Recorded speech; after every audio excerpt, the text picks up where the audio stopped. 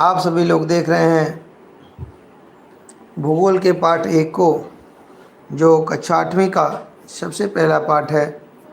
पाठ का नाम है संसाधन। क्या होता है बेटा? वस्तुओं या पदार्थ में आवश्यकता की पूर्ति करने की जो क्षमता होती है उसे क्या कहते हैं? उसे कहते हैं संसाधन। ठीक है। और ये जो संसाधन होते हैं ये आपके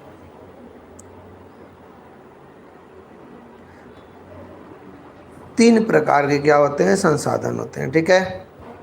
वैसे मुख्यतः 3 प्रकार के कॉन्सेप्ट के साथ समझाए जाएंगे। ठीक है। जैसे देखिए, पहला इसमें है प्राकृतिक संसाधन। ये क्या होते हैं बेटा? तो ये आपके वे संसाधन होते हैं जो मनुष्य को उपहार के स्वरूप में क्या होता है? प्रकृति द्वारा प्राप्त होता है। ठीक है। जैसे बात करें जल, सूर्य का प्रकाश, खनिज पदार्थ, वन एवं मिट्टी, ये सभी चीज़ें क्या होती हैं? ये सभी चीज़ें आपकी आती हैं प्राकृतिक संसाधन के रूप में। ठीक है। और जो दूसरा होता है वह क्या होता है? तो वह आपका होता है मानव निर्मित संसाधन। ठीक है। ये क्या होता है? जब प्रकृति में उपलब्ध किसी पदार्थ का मूल रूप मानव द्वारा उस अपनी उपयोगिता के आधार पर बदल दिया जाता है। जल चाहिए और साथ ही आपका सूर्य का प्रकाश भी होना अति आवश्यक है, क्योंकि जब तक मिट्टी सूखेगी नहीं और उसको गीला नहीं करेंगे तब तक उसका निर्माण नहीं करा सकते। सड़क बनाए जाते हैं, पुल बनाए जाते हैं, विद्यालय, अस्पताल, बांध, क्या होता है बेटा? यह कच्चे संसाधनों को प्रयोग में ला करके यह मानव क्या करता है? अपने अनुसार इन चीज़ों को क्या करता है? बनाता है। ठीक है। अगला आपका है मानव संसाधन। ठीक है। मनुष्य स्वयं भी एक विशिष्ट प्रकार का संसाधन है, अतः लोगों को मानव संसाधन कहा जाता है। ठीक है। जैसे जो लोग शिक्षा के रूप में, स्वास्थ्य के रूप में मदद करते हैं, लोगों को पढ़ाते हैं, समझाते हैं, ये भी एक प्रकार के संसाधन होते हैं बेटा। ये प्राकृतिक संसाधन बेटा आपके 2 प्रकार के होते हैं। ठीक है। प्राकृतिक संसाधन जो होते हैं वो कई प्रकार के होते हैं? 2 प्रकार के होते हैं। कौन कौन से होते हैं बेटा? तो इसको आप लोग समझ लीजिए। देखिए, सबसे पहला जो आपका होता है उसे हम कहते हैं, इसमें आपका जो पहला होता है इसे कहते हैं नवीकरणीय संसाधन या अक्षयशील नाम से इसे क्या किया जाता है? जाना जाता है। ठीक है बेटा। नहीं, कोई नेटवर्क इशू नहीं है। हमने इसे इस प्रकार से कर दिया है ताकि आप सभी लोगों को स्पष्ट रूप से दिखाई दे। ठीक है। अच्छा, नवीकरणीय संसाधन या अच्छे से जो आपके नवीकरणीय यानी कभी समान, ये क्या होते हैं? तो बेटा ये आपके अनवीकरणीय संसाधन होते हैं। ऐसे प्राकृतिक संसाधन जो भूतकाल में निर्मित हुए हों, जिनका भंडार कैसा हो? सीमित हो। ठीक है। अनवीकरणीय संसाधन कहलाते हैं। इन संसाधनों का एक बार प्रयोग कर लेने के बाद दोबारा इनका प्रयोग क्या किया जा सकता है? नहीं किया जा सकता है, या दोबारा अगर प्रयोग किया भी जाएगा तो इन्हें बनाने में बहुत ज़्यादा लंबा समय क्या होगा? व्यतीत होगा। ठीक है। प्रकृति में उपलब्ध धातुएं, जीवाश्म ईंधन, कोयला, पेट्रोल, प्राकृतिक गैस, ये सभी किसके उदाहरण है बेटा? तो ये सभी अनवीकरणीय संसाधन के उदाहरण हैं। ठीक है। क्योंकि इनको बनने में, निर्मित होने में लगभग हजारों वर्ष क्या हो जाते हैं? लग जाते हैं। ठीक है। तो ये रहा हमारे संसाधन की बात। एक बात में इसको समझ लीजिए, प्राकृतिक संसाधन, मानव संसाधन और आपके मानव निर्मित संसाधन ये होते हैं। और प्राकृतिक संसाधन में नवीकरणीय और अनवीकरणीय। अनवीकरणीय यानी जिसको संभावना है समाप्त होने की, और नवीकरणीय का मतलब जिसको समाप्त होने की संभावना नहीं है। ठीक है। अगला प्रश्न आपका है सतत पोषणीय विकास। ठीक है, ये सभी आपको जानकारी के लिए। यहाँ से एक प्रश्न बन सकता है कि भारत सरकार के अधीन मानव संसाधन विकास मंत्रालय की स्थापना कब की गई? तो बेटा यह की गई 1985 ईस्वी में। और इसका मुख्य उद्देश्य क्या था? तो इसका मुख्य उद्देश्य था लोगों के कौशल को बढ़ाना। ठीक है, और आपका अगला प्रश्न यहाँ से अच्छा सा प्रश्न आता है बेटा। यह बहुत ही इम्पोर्टेंट प्रश्न है, मोस्ट इम्पोर्टेंट प्रश्न इसे हम कह सकते हैं। इसलिए इस पीडीएफ को हम बड़ा करके आप सभी लोगों को पढ़ा रहे हैं।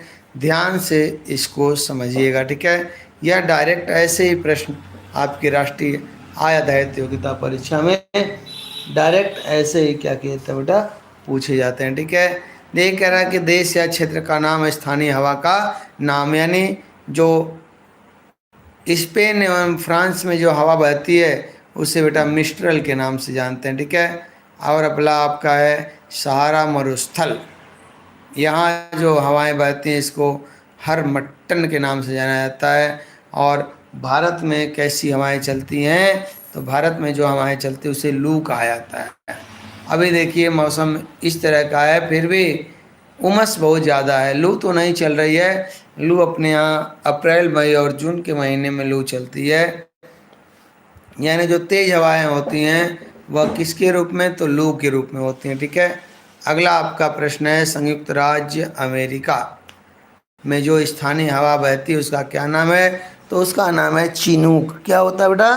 चिनूक। आप सभी लोग याद रखिएगा, यह बहुत अच्छा सा नाम है। ठीक है, अगला प्रश्न आपका इटली में जो स्थानीय हवा होती है उसे सिरोको के नाम से जाना जाता है, जबकि कनाडा तथा साइबेरियन क्षेत्र में यह ब्लिजर्ड और आपका एड्रियाटिक सागर में इसे बोरा के नाम से जाना जाता है। ठीक है, ये आपकी बात हो गई। और यहाँ एक इम्पोर्टेंट यहाँ भी जो है तथ्य दिया गया है जो कल्चर से संबंधित है। यह भी कई बार परीक्षाओं में जो है पूछा जाता है। यहाँ से भी प्रश्न डायरेक्ट मिलते हैं कि सेरीकल्चर में क्या किया जाता है बेटा? तो इसमें रेशम का उत्पादन किया जाता है। ठीक है, अगला आपका कल्चर है पीसी कल्चर। तो इसमें मत्स्य पालन होता है, मछली का पालन लोग करते हैं। अगला आपका है फ्लोरी कल्चर। इसमें क्या होती है बेटा? सीधे पूछता है कि फ्लोरी कल्चर का संबंध किससे है? तो आप बताएंगे कि फूलों की खेती से फ्लोरी कल्चर का संबंध है। ठीक है, अगला आपका विटी कल्चर। जितने बेटा देखिए यहाँ पर जो नाम दे गए हैं बहुत ही इम्पोर्टेंट है, या किसी न किसी साल की परीक्षाओं में यह रिपीटेड प्रश्न होते हैं बेटा। ठीक है, तो बीटी कल्चर में अंगूर का उत्पादन किया जाता है। ठीक है, और आपका ओलेरी कल्चर, इसका बहुत ज़्यादा नहीं है लेकिन इसको भी आप जान लीजिए बेटा। जो ज़मीन पर फैलने वाली सब्जियों की कृषि होती है, जैसे नेनुआ हो गया, फैल करके लौकी वगैरह। ठीक है, जो ज़मीन पर फैल करके सब्जियां होती हैं उनको इसके अंतर्गत रखा जाता है। ठीक है, अगला आपका है एपी कल्चर। एपी कल्चर में क्या होता है? तो मधुमक्खी का पालन किया जाता है बेटा। और अगला आपका है हार्टिकल्चर। तो वाणिज्यिक उपयोग के लिए सब्जियों, फूलों एवं फलों को उगाना। ठीक है, तो इस तरीके से आपका पाठ 1 जो है संसाधन समाप्त हुआ। और आज की क्लास में हम लोग पाठ 2 की तरफ भी आगे बढ़ेंगे बेटा, क्योंकि परीक्षा काफ़ी नज़दीक आ रही है, इसलिए हम एक दिन में थोड़ा सा और ज़्यादा कवर करने का प्रयास करेंगे। देखिए हम लोग चार्ट के माध्यम से चीज़ों को आसानी से समझेंगे। ठीक है, प्रश्न पूछता है कि लगभग कितने प्रतिशत लोग भारत में रहने वाले कृषि पर निर्भर हैं बेटा? तो लगभग 70% लोग जो है यहाँ पर कृषि पर निर्भर होते हैं। यह पाठ 8 का कक्षा 8 का पाठ 2 कृषि एवं सिंचाई है। और यहाँ पर जो है देश की कुल राष्ट्रीय आय लगभग 19% जो है वह किससे होती है बेटा? तो वह आपकी कृषि से ही आकलन उसका किया जाता है। ठीक है, अब आते हैं कृषि में जो है कौन कौन सी फसलें होती हैं बेटा? तो एक होती है नकदी फसलें, एक होती हैं खाद्यान्न फसलें और एक होता है पेय एवं बागानी फसलें। ठीक है, तो आइए नकदी फसलों के बारे में समझते हैं बेटा।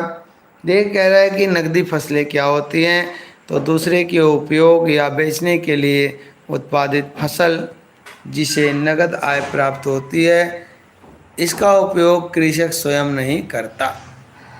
जैसे ये नकदी फसल में गन्ना, कपास, जूट, तिलहन, तंबाकू, ये क्या करता है बेटा, बेच देता है और बेच करके क्या कर लेता है, तुरंत इसे नगद धनराशि क्या हो जाती है, प्राप्त हो जाती है। इसीलिए इसे क्या कहा जाता है बेटा, इसे कहा जाता है नगदी फसल। ठीक है, अगला आपका होती है खाद्यान्न फसलें। बेटा जिन फसलों को हम खाने के रूप में प्रयोग करते हैं, जैसे गेहूँ, चावल, जौ, चना, मटर, दाल, ज्वार, बाजरा, ये सभी क्या होते हैं बेटा, ये सभी आपकी होती हैं खाद्यान्न फसलें। और तीसरी आपकी क्या होती हैं, पेय एवं बागानी फसलें। जैसे आप सभी लोग चाय, कॉफ़ी, ये सभी चीज़ें, गर्म मसाले वगैरह जो है उपयोग में लाते हैं, रबड़ वगैरह। ठीक है, तो ये सभी किसके अंतर्गत आते हैं बेटा, तो ये आती हैं बागानी फसलों के अंतर्गत। ठीक है, अगला आपका जो है कृषि फसल के जो प्रकार होते हैं, यह भी कभी कभी क्या हर एक बार पूछता है, इसमें सीधे नाम दे देगा कि बताइए कि निम्नलिखित में से रबी की फसल कौन सी है। तो बेटा जाड़े में जो भी फसल बोना प्रारंभ हो जाता है और ग्रीष्म ऋतु के प्रारंभ में कटना शुरू हो जाता है, वे सभी फसलें रबी की फसल के अंतर्गत आते हैं। उस समय आपका गेहूँ, चना, जौ, मटर, सरसों, हैं, राई वगैरह जो है ये सभी बोए जाते हैं। तो जो भी जो है फसल लगाई जाती है बेटा आपकी दीपावली के बाद, यानी जाड़े के प्रारंभ में और गर्मी के प्रारंभ में, जाड़े के प्रारंभ में बोया जाएगा उसको, और गर्मी के प्रारंभ में क्या किया जाएगा, काटा जाएगा। वे सभी फसलें क्या कहलाते हैं बेटा, रबी की फसलें कहलाती हैं। ठीक है, अगला आपका है खरीफ की फसल। यह क्या होता है बेटा, तो ऋतु वर्षा ऋतु जो होती है इसके प्रारंभ में बोना और शीत ऋतु के प्रारंभ में कटने वाला जो भी काम होता है, यह आपका जैसे धान हो गया, मक्का, ठीक है, ज्वार, मूंग, जूट, मूंगफली, ठीक है, ये सभी कैसे फसलें हैं बेटा, तो ये सभी आपकी खरीफ की फसलें हैं। और अगला आपका होता है जायद की फसल। ठीक है, ये क्या होता है बेटा, जैसे गेहूं की कटाई हो जाती है तो लोगों के खेत वगैरह क्या हो जाते हैं, खाली हो जाते हैं। ठीक है, जब एक खेत खाली हो जाते हैं बेटा तो लोग सोचते हैं चलो इसको खाली ना छोड़ा जाए, कुछ न कुछ लगा दिया जाए। ठीक है, तो उसमें ये लोग क्या करते हैं, तो बेटा उसमें खरबूजा, ककड़ी, सब्जी वगैरह जो लगा दी जाती हैं, ये फसलें क्या कहलाती हैं, ये आपकी फसलें कहलाती हैं जायद की फसलें। ठीक है, अगला आपका है व्यापारिक कृषि। क्या होता है बेटा, तो वह कृषि जिसका मुख्य उद्देश्य बाजार में फसल बेचना हो, उसे क्या कहते हैं, व्यापारिक कृषि या फसल विशिष्टीकरण कहते हैं। निर्वाह कृषि क्या होता है बेटा, वह कृषि जो केवल स्थानीय आवश्यकताओं की पूर्ति के लिए की जाती है, उसे निर्वाह कृषि कहा जाता है। ठीक है, और इसमें जो है, ठीक है, आइए कुछ चीज़ों को और भी पढ़ लेते हैं। तो एक किनारे से पढ़ते हुए चलते हैं बेटा। तो आइए हम लोग पढ़ते हैं हरित क्रांति के बारे में।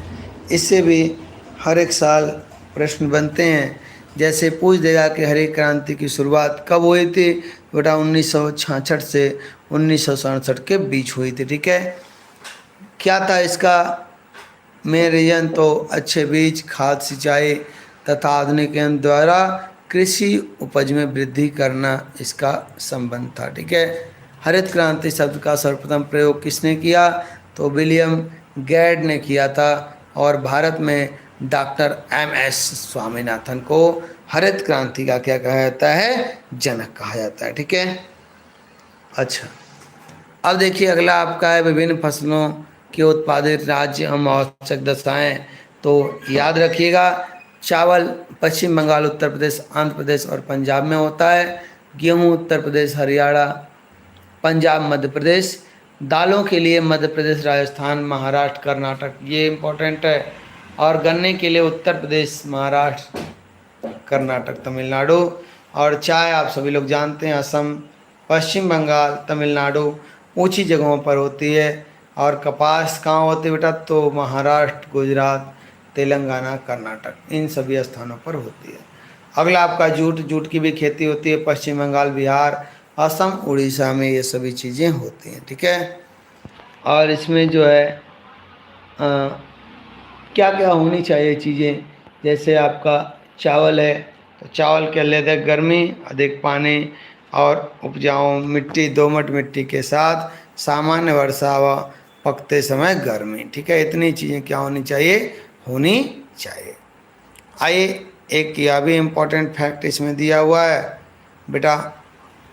3 चीज़ें होती हैं, क्या क्या होती हैं? एक होता है आप्रवास, जब व्यक्ति नए देश में जाता है तो उसे आप्रवास कहा जाता है। उत्प्रवास क्या होता है? जब व्यक्ति एक देश को छोड़ता है तो उससे उत्प्रवास कहा जाता है। चकबंदी क्या होती है? किसानों की दूर दूर बिखरी खेतों को एक चक के रूप में बदलना, क्या कहलाता है बेटा? तो यह आपकी कहलाती है चकबंदी, ठीक है। अगला देखिए यहाँ पर, उसमें आपका कल्चर था, इसमें आपकी क्रांति है। जैसे पीली क्रांति तिलहन के लिए, गोल क्रांति आलू के लिए, नीली क्रांति मत्स्य पालन के लिए, गुलाबी क्रांति लाल मांस झींगा उत्पादन प्याज इसके लिए, हरित क्रांति फसल उत्पादन के लिए, रजत क्रांति अंडा उत्पादन के लिए, और आपका श्वेत क्रांति दूध उत्पादन के लिए, भूरी या घूसर क्रांति उर्वरक उत्पादन में आती है, और लाल क्रांति टमाटर उत्पादन, और इंद्रधनुषी क्रांति सभी क्रांतियों का समेकन, ठीक है। और अगला आपका है सदाबहार क्रांति, ऑर्गेनिक फार्मिंग को बढ़ावा देना, ठीक है। और एक एक फैक्ट है भी जान लीजिए, हमारे देश में सबसे ज़्यादा सिंचाई कुआं तथा नलकूपों से लगभग 58.7%, नहरों से लगभग 31.5% एवं तालाबों से लगभग 4.7% क्या की जाती है? पूरी की जाती है, ठीक है। और यह आपका लास्ट पॉइंट है इसका, कल्चर।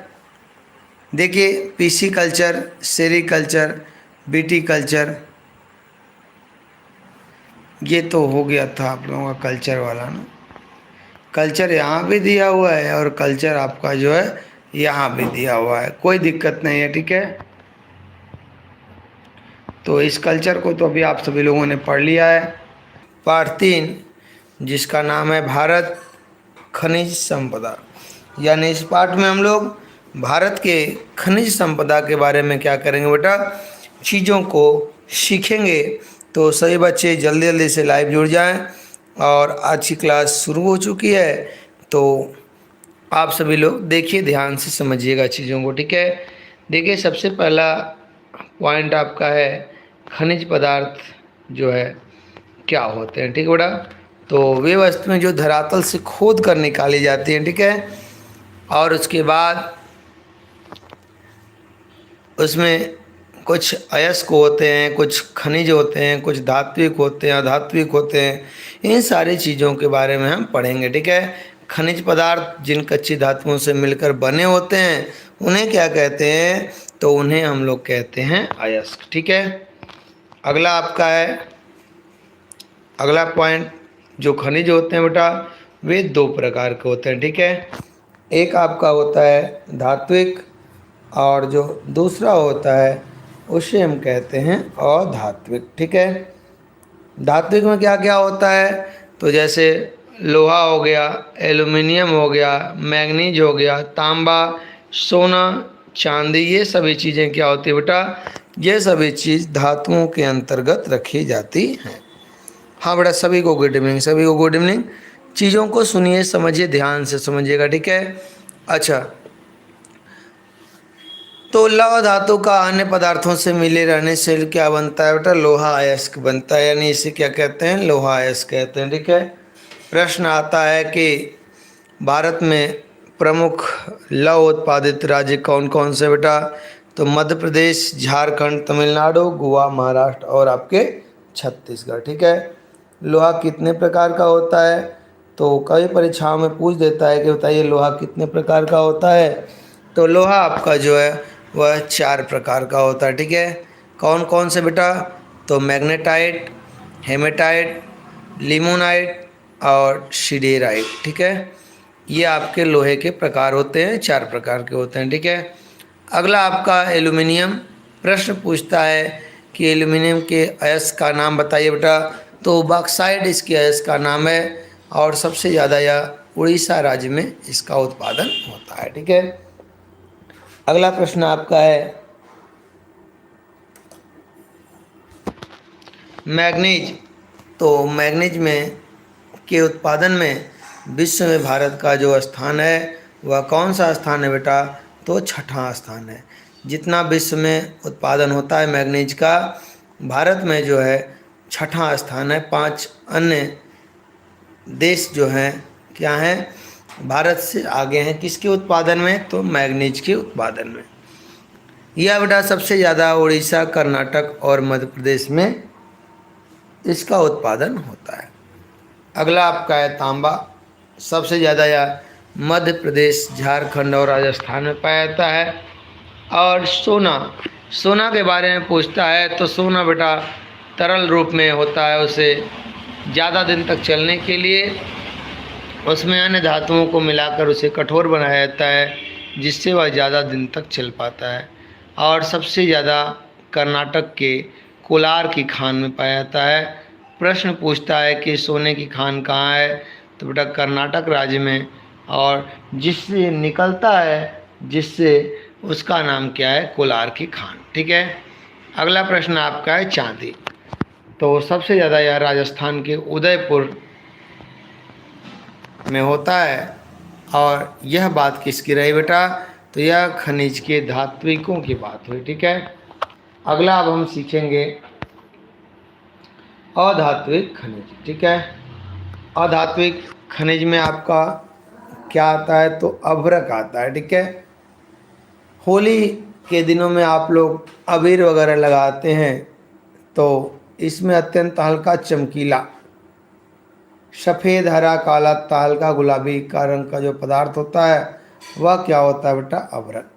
विश्व में भारत देश में सबसे ज़्यादा अभ्रक का उत्पादन होता है।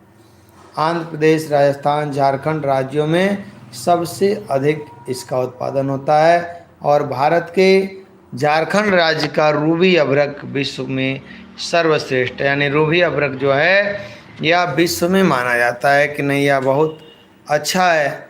कहाँ का बेटा? तो झारखंड राज्य का। अगला आपका है संगमरमर।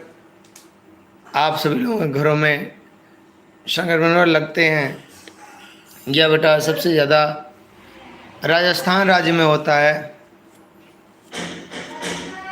अगला आपका है नमक। नमक आपका सबसे ज़्यादा गुजरात राज्य में होता है, राजस्थान, आंध्र प्रदेश और तमिलनाडु राज्य में, ठीक है। अगला प्रश्न आपका है चूना पत्थर। चूना पत्थर जो है राजस्थान में, मध्य प्रदेश में, आंध्र प्रदेश में, गुजरात आदि राज्यों में होता है। और अगला आपका है हीरा। हीरा सबसे ज़्यादा मध्य प्रदेश के पन्ना में होता है, ठीक है। तो यह बात रही किसकी? तो धातुओं में धात्विक खनिज और अधात्विक खनिज की, ठीक है। अब हम लोग सीखेंगे राष्ट्रीय उद्यान अभयारण्य पश्चिम बिहार एवं राज्य का नाम। यहाँ से हर साल जो है कुछ प्रश्न देखने के लिए परीक्षाओं में मिल जाते हैं। जैसे प्रश्न पूछ देगा कि दुधवा राष्ट्रीय उद्यान किस प्रदेश में है? तो बेटा आपका यह उत्तर प्रदेश में है। और चंद्रप्रभा आपके आसपास अभी चंद्रप्रभा अभयारण्य जो है यह भी उत्तर प्रदेश राज्य में, ठीक है। तो शिमलीपाल राष्ट्रीय उद्यान यह आपका उड़ीसा राज्य में। ग से गिर, ग से गुजरात याद रख लीजिएगा, यह एक ट्रिक हो जाएगा यहाँ पर। अगला आपका है बांदीपुर राष्ट्रीय उद्यान, यह कर्नाटक राज्य में स्थित है। अगला आपका है जिम कॉर्बेट राष्ट्रीय उद्यान उत्तराखंड में। कान्हा राष्ट्रीय उद्यान मध्य प्रदेश। पेरियार राष्ट्रीय उद्यान केरल। देखिए यहाँ पर राष्ट्रीय उद्यान तो बहुत सारे हैं, लेकिन उन्हीं को सम्मिलित किया गया है जो महत्वपूर्ण है। ठीक है। जिम कॉर्बेट उत्तराखंड, कान्हा राष्ट्रीय उद्यान मध्य प्रदेश, पेरियार केरल, काजीरंगा असम और पेंच राष्ट्रीय उद्यान महाराष्ट्र, भरतपुर पक्षी विहार यह राजस्थान में है, नील सरोवर पक्षी अभयारण्य गुजरात में, यहाँ गुजतात लिख दिया गया है, वह मिस प्रिंटिंग है। ठीक है। अगला आपका है सरिस्का अभयारण्य राजस्थान में है, नामदफा अरुणाचल प्रदेश, संजय गांधी उद्यान महाराष्ट्र, मानस अभयारण्य असम और राजाजी अभयारण्य उत्तराखंड। इसमें से कई बार की परीक्षाओं में गिर राष्ट्रीय उद्यान और उसके बाद जिम कॉर्बेट, कान्हा, पेरियार, काजीरंगा, ये सभी बेटा मोस्ट इम्पॉर्टेंट है। ये सभी आप सभी लोग ज़रूर से इसको क्या करेंगे, याद रखेंगे। और अगला आपका है प्रमुख झील। ये अभी हम लोग वन्य अभयारण्य पढ़ रहे थे, अब हम लोग सीखेंगे झील के बारे में और उनसे संबंधित राज्य कि मतलब यह जो झील है यह किस राज्य में स्थित है। ठीक है। तो पेरियार अभी केरल में आपने देखा हुआ अभयारण्य भी था और पेरियार नामक झील भी है। ठीक है। इसमें चिल्का झील उड़ीसा में, बहुत इंपॉर्टेंट प्रश्न बेटा। लोकटक मणिपुर, कोलेरू आंध्र प्रदेश, चपनाला चंदुबी नाम इसका है। ठीक है।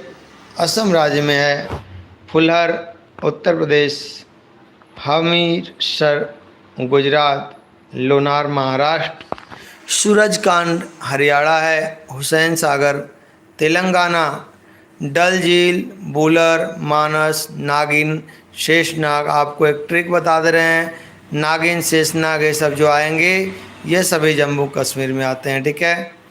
अगला आपका है फतेह सागर, राजसमंद, सांभर, नक्की, उदय सागर, लुनकरण सर, डिंडवाना, राकसताल, सारताल, मालाताल, ये ताल वगैरह जो होते हैं उत्तराखंड में। अगला आपका है रूपकुंड, देवताल, ये सब भी। और पुलिकट, यह भी बहुत बार की परीक्षाओं में पूछा जाता है इसके बारे में। तो ये पुलकट है तमिलनाडु व आंध्र प्रदेश। ठीक है। इस प्रकार से आपका पार्ट 3 समाप्त हुआ।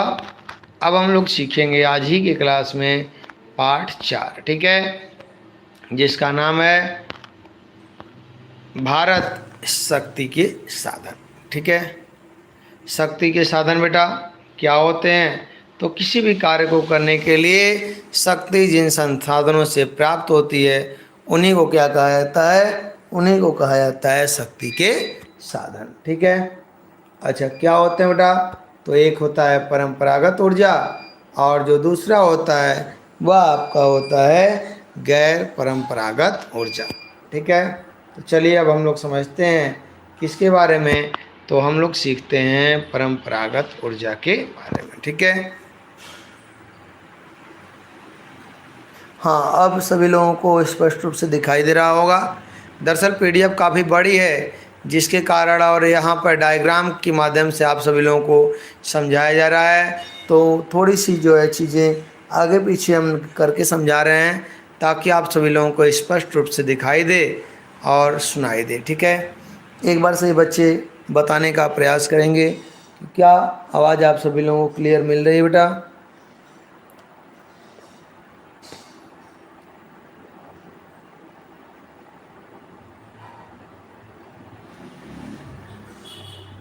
ठीक है, ओके।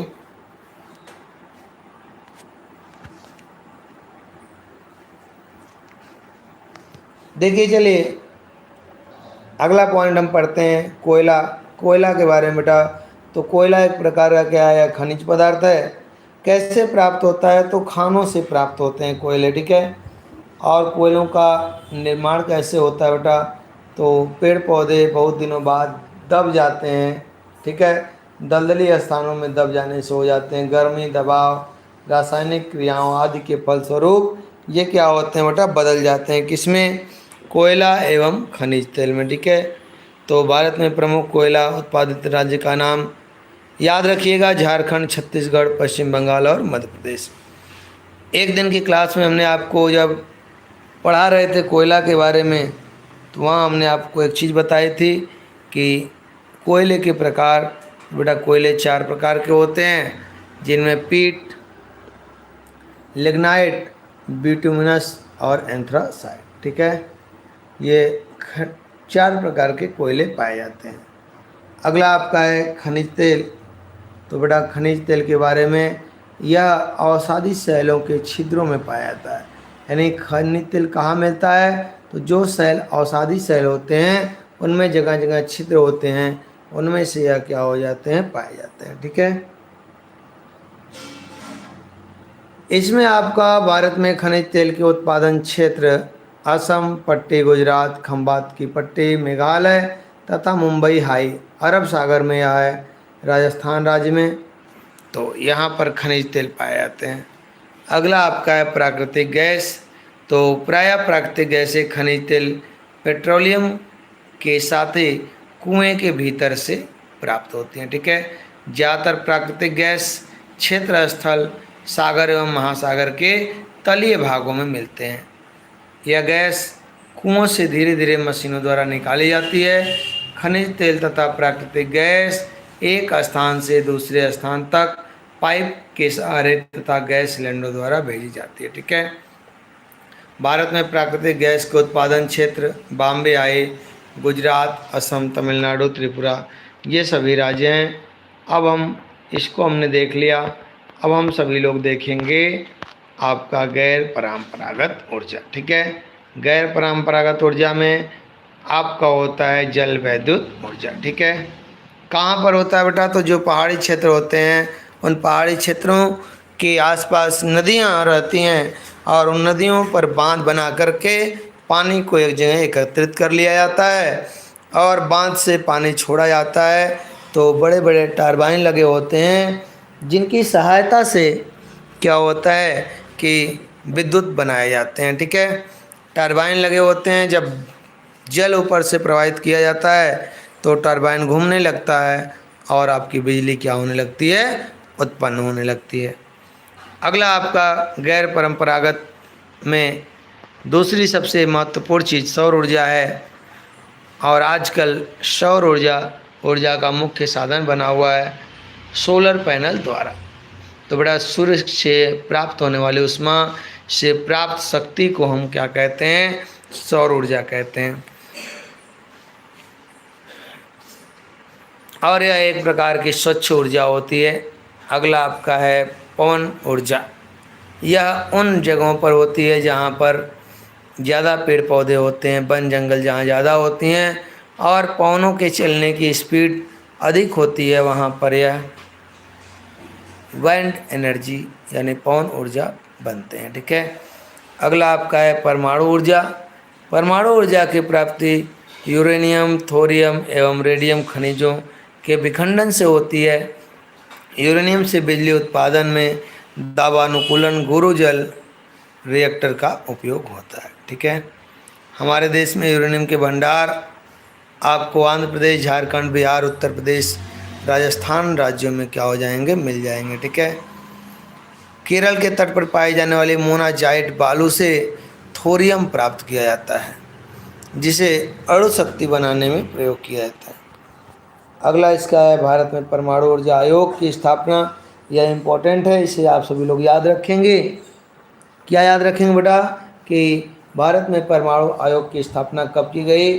तो 10 अगस्त 1948 ईस्वी को भारतीय वैज्ञानिक डॉक्टर होमी जहांगीर भाभा के निर्देशन में 1954 ईस्वी में परमाणु विभाग ऊर्जा की क्या की गई? स्थापना की गई।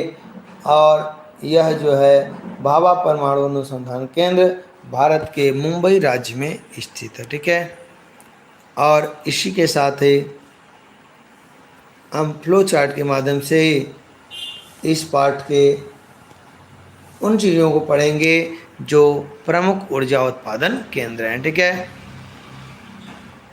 पूछता है कल्पक्कम परमाणु ऊर्जा किस राज्य में है बेटा? तो तमिलनाडु राज्य में है। अगला रावत भाटा परमाणु ऊर्जा राजस्थान। तारापुर परमाणु ऊर्जा यह आपके महाराष्ट्र राज्य में है। नरौरा परमाणु ऊर्जा उत्तर प्रदेश।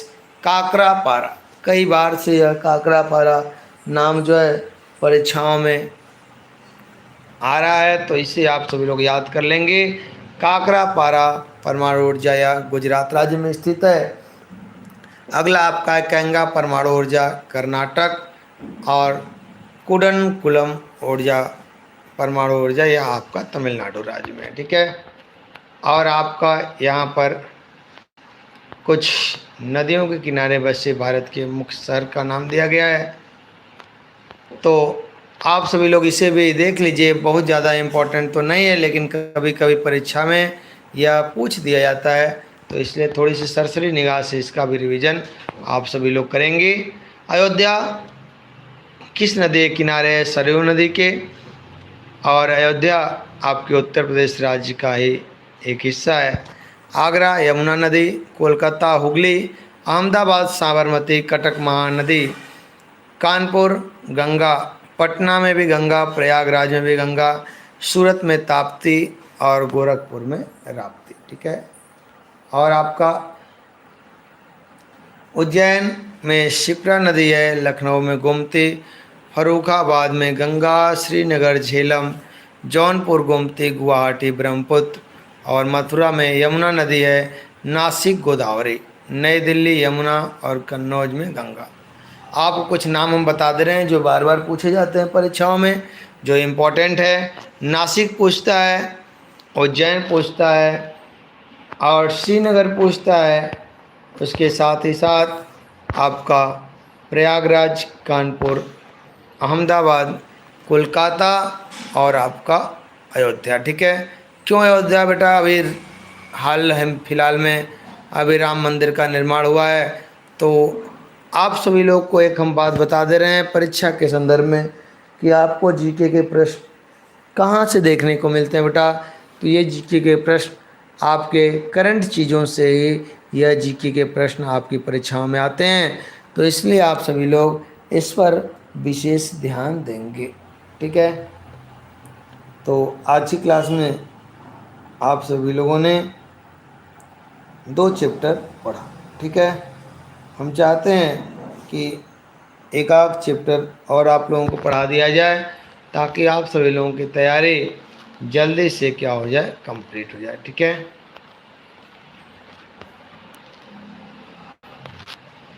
तो आइए, यह एक छोटा सा चैप्टर है, चैप्टर नंबर 5 भारत के उद्योग धंधों के बारे में है। कभी कभी यहाँ से प्रश्न आने की संभावना रहती है। देखिए बेटा,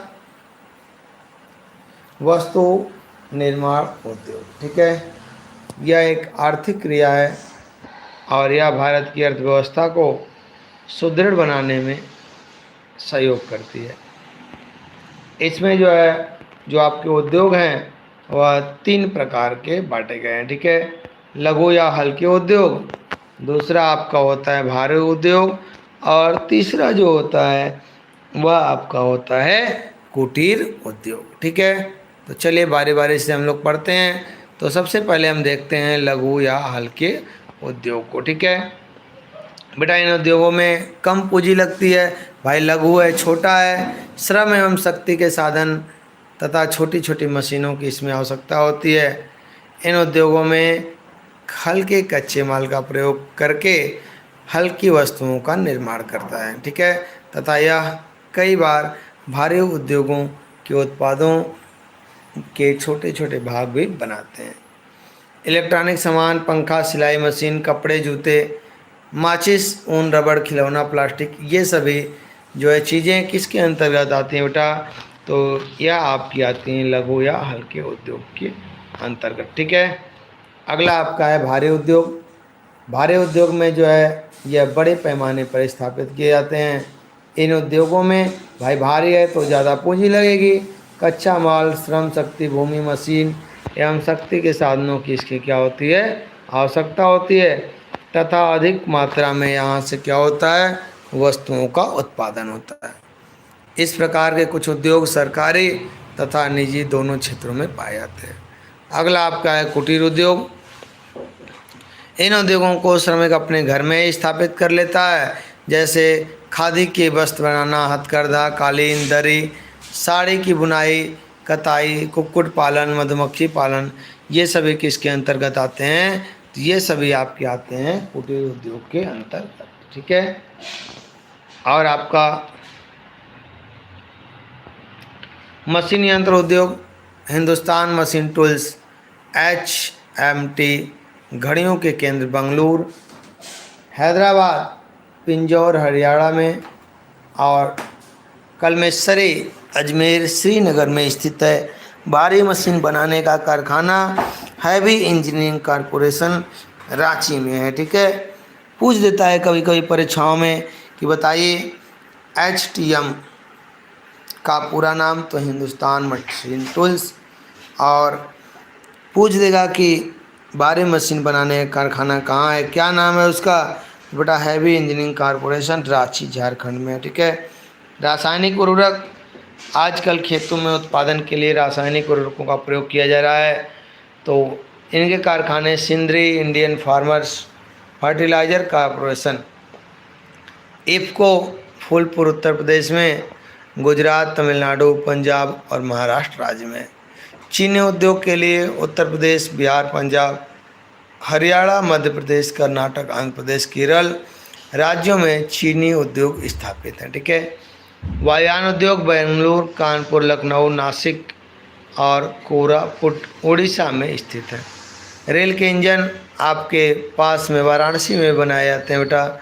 रेल के डिब्बे कपूरथला में पंजाब राज्य में है, और आपका पेरम्बदूर तमिलनाडु में यहाँ जो है रेल के डिब्बे बनाए जाते हैं।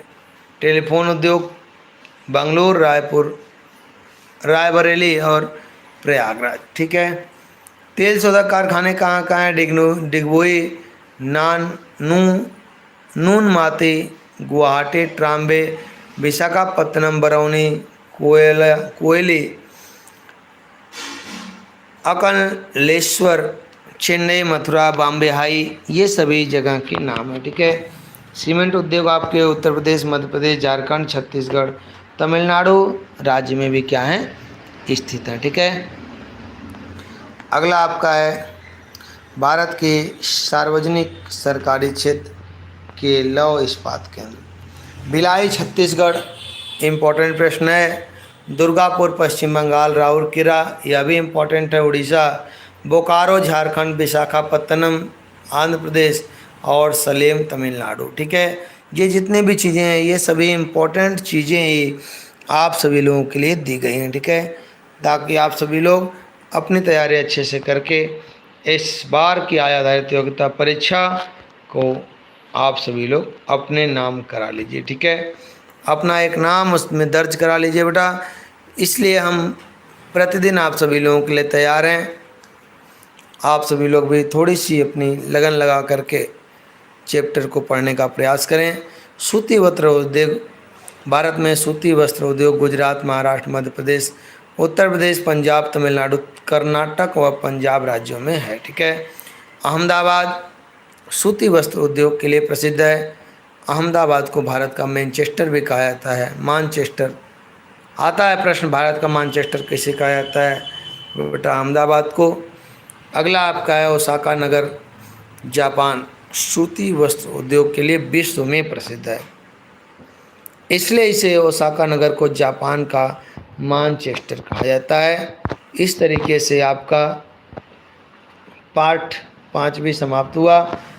के मार्ग बनाए जाते हैं और क्या क्या आपके यातायात के साधनों में चीज़ें आती हैं। ठीक है। तो बेटा सबसे पहले हम बात करेंगे यातायात के साधन। ठीक है।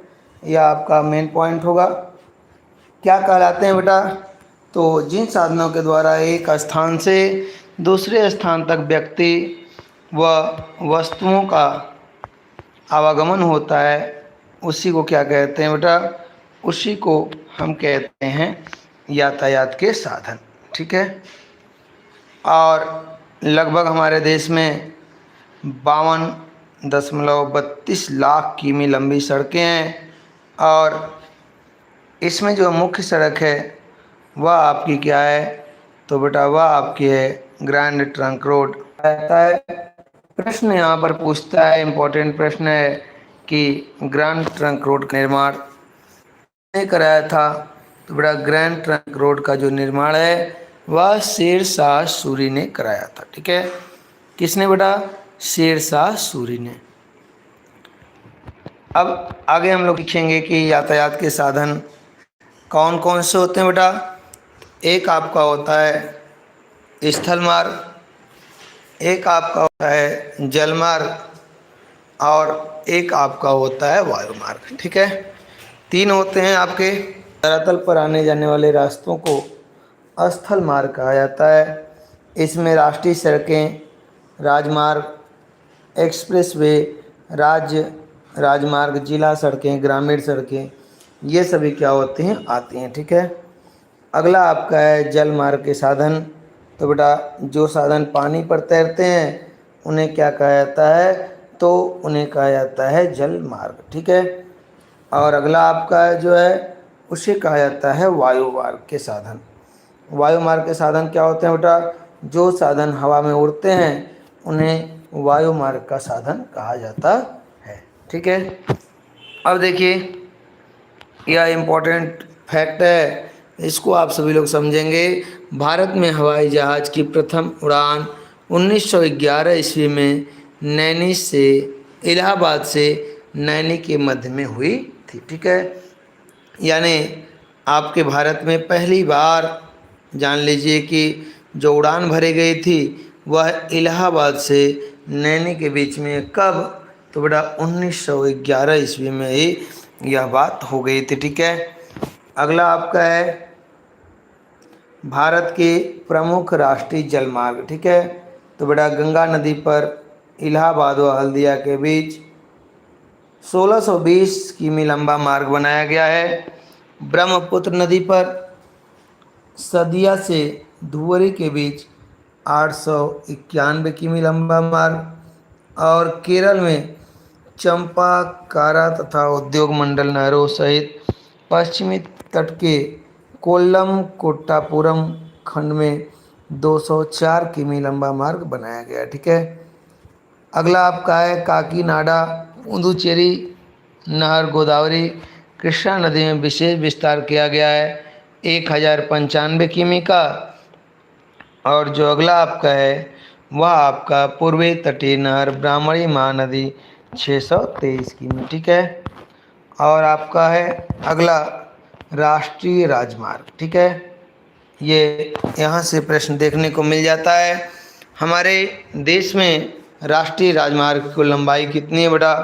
तो 1,04,75 किमी यह लंबा है। ठीक है, राष्ट्रीय राजमार्ग की कुल लंबाई का कितना प्रतिशत बेटा? यह कुल लंबाई का जो है 2% है। ठीक है, अगला आपका है राष्ट्रीय राजमार्ग कुल यातायात का कितना प्रतिशत भार वहन करता है बेटा? तो यह आपका 40% भार क्या करता है? वहन करता है। ठीक है, राष्ट्रीय राजमार्ग NH7 पूछता है कि भारत का सबसे लंबा राष्ट्रीय राजमार्ग कौन सा है? तो बेटा यह आपका है NH7 है। ठीक है, यह आप लोग याद रखेंगे।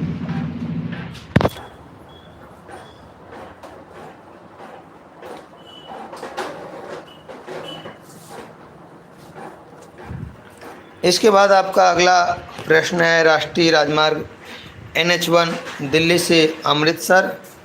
पूछता है कि NH1 कहाँ से कहाँ तक है? तो दिल्ली से आपका अमृतसर है। राष्ट्रीय राजमार्ग 2 दिल्ली से कोलकाता, और राष्ट्रीय मार्ग 7 का मतलब NH7 वाराणसी से कन्याकुमारी तक यह क्या करता है? जाता है। ठीक है, और अगला प्रश्न आपका है व्यापार से। तो व्यापार किससे कहते हैं बेटा? तो वस्तुओं और सेवाओं के खरीदने व बेचने की जो प्रक्रिया होती है उसे क्या कहते हैं बेटा? उसे कहते हैं व्यापार। व्यापार कितने प्रकार के होते हैं? तो बेटा एक होता है देशी व्यापार, एक आपका होता है अंतर्राष्ट्रीय व्यापार। ठीक है, देशी व्यापार क्या होता है बेटा? देश के भीतर आवश्यकता अनुसार वस्तुओं की खरीद बेच करना क्या कहलाता है? देशी व्यापार कहलाता है। ठीक है।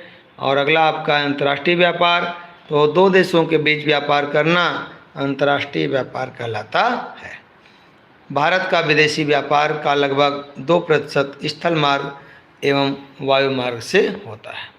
आयात क्या होता है बेटा?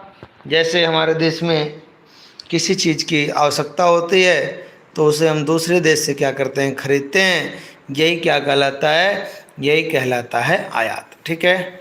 निर्यात क्या होता है? कोई वस्तु हमारे देश में अधिक मात्रा में है तो उसे हम दूसरे देश को क्या करते हैं? बेच देते हैं। इसे क्या कहते हैं? तो इसे कहते हैं निर्यात। ठीक है। अगला आपका प्रश्न है या इम्पोर्टेंट प्रश्न है WTO। ठीक है। वर्ल्ड ट्रेड ऑर्गेनाइजेशन यानी विश्व व्यापार संगठन व्यापारिक मामलों की एक विश्व स्तरीय संस्था जिसके सदस्य विश्व के अनेक देश हैं। इनका मुख्यालय कहाँ है? तो पूछता है कि WTO का मुख्यालय कहाँ है? तो बेटा जिनेवा में। और यह कहाँ है? तो यह आपका है स्विट्जरलैंड में। ठीक है। अगला प्रश्न आपका है इंटरनेट। ठीक है। इंटरनेट के बारे में आज सबसे इम्पोर्टेंट चीज़ आप सभी लोगों के लिए क्या है बेटा? वह आपका है इंटरनेट। ठीक है। कैसे? तो जैसे कंप्यूटरों का एक ऐसा नेटवर्क, भाई देखिए कोई ऑनलाइन फॉर्म है, ऑफलाइन कोई भी काम होता है, ऑफलाइन तो ऐसे हो जाता है, लेकिन ऑनलाइन काम होगा तो बहुत सारे जो सारी चीज़ें हैं वह बेटा आपके इंटरनेट के माध्यम से ही होती हैं। तो कंप्यूटरों का एक ऐसा नेटवर्क जिसकी सहायता से एक कंप्यूटर द्वारा भेजे गए संदेश को संसार के किसी भी भाग में स्थित नेटवर्क से जुड़े किसी भी कंप्यूटर पर प्राप्त किया जा सकता है एवं इसकी सहायता से संदेशों और सूचनाओं को दूर दूर तक भेजा जा सकता है। ठीक है। अगला आपका है ऑप्टिकल फाइबर। संचार को और अधिक तीव्र गति एवं भेजे गए सिग्नलों की गुणवत्ता को शुद्ध बनाए रखने के लिए ऑप्टिकल फाइबर तकनीकी का उपयोग किया जा रहा है। ठीक है।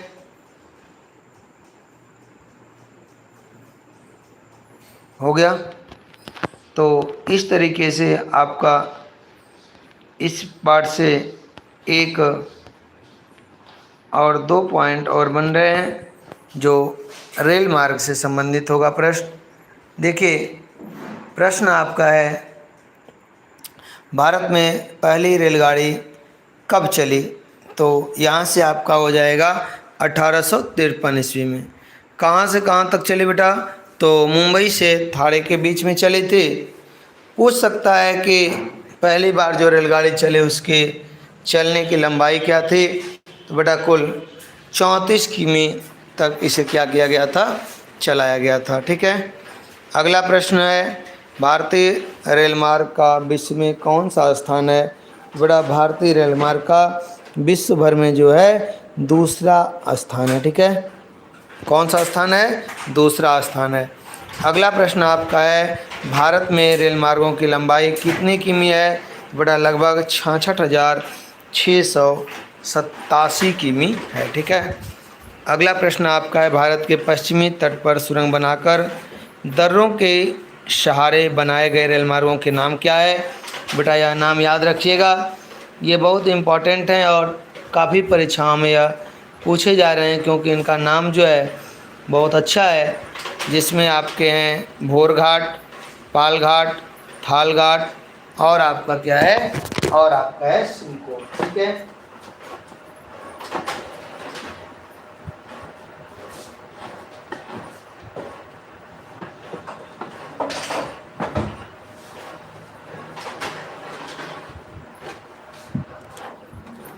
अगला प्रश्न आपका है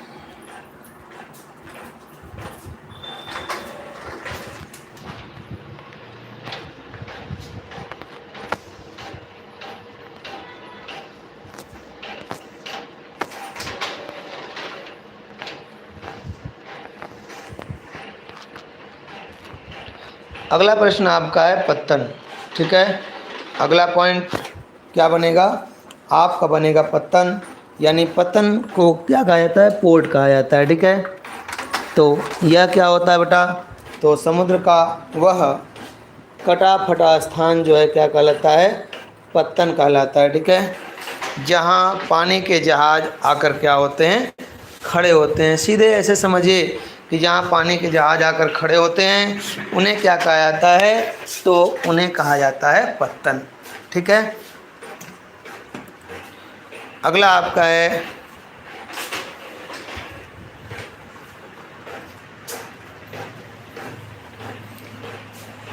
और यहाँ पर क्या होता है बेटा, तो जो बड़े बड़े पोत होते हैं, जहाज होते हैं, वे क्या करते हैं बेटा, वे सामान उतारते हैं और क्या करते हैं, चढ़ाते हैं। ठीक है, प्रश्न आता है कि भारत की तट रेखा की लंबाई कितनी है, तो 7,516 किमी लंबी है और हमारे देश का लगभग 95% व्यापार समुद्री मार्ग से होता है और भारत के विदेशी व्यापार का लगभग यह 98% जलमार्गों के द्वारा क्या होता है, पत्तन होता है। ठीक है, यानी सामान पहुंचाए जाते हैं। बड़े बड़े पत्तनों के नाम, सबसे बड़ा पत्तन मुंबई का नाम आता है बेटा, पाराद्वीप विशाखापत्तनम, तूतीकोरिन कोलकाता, हल्दिया नाम आपने सुना होगा, परीक्षाओं में पूछता है। अगला आपका है मार्मगांव, कांदला, न्यू मंगलौर, कोच्चि, नवा सेवा, जवाहरलाल नेहरू, चेन्नई, एन्नौर। और इसके बाद कुछ महत्वपूर्ण तथ्य हैं, इसको भी आप लोग समझ लीजिए। भारत की मुंबई पत्तन से सबसे अधिक निर्यात और तूतीकोरिन पत्तन से सबसे कम निर्यात होता है। पूछता है प्रश्न कि भारत के किस पत्तन से सबसे अधिक निर्यात होता है, तो बेटा सबसे अधिक निर्यात जो है वह आपका तूतीकोरिन पत्तन से होता है। ठीक है, और जो सबसे कम निर्यात है वह किससे होता है, तो वह आपका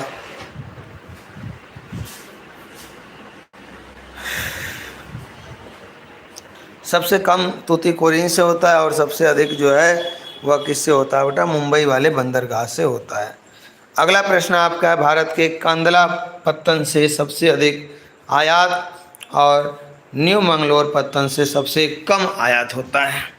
और आपका भारत के कांदला पत्तन, कांडला जो है याद रखिएगा, आयात और निर्यात का काम अधिक यहाँ से होता है, तो भारत के कांदला पत्तन पर आयात और निर्यात सबसे अधिक अंतर है। ठीक है, और भारत के मुंबई पत्तन पर आयात और निर्यात का अंतर क्या है, सबसे कम है।